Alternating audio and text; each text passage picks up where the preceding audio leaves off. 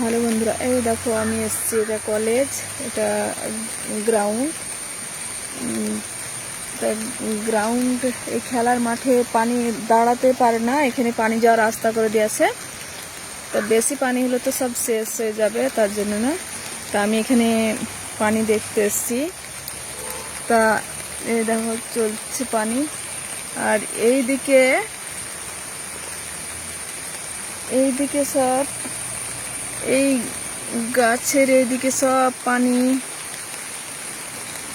সব মানে সব ভেসে যাচ্ছে, এত পানি যে সব ভেসে যাচ্ছে।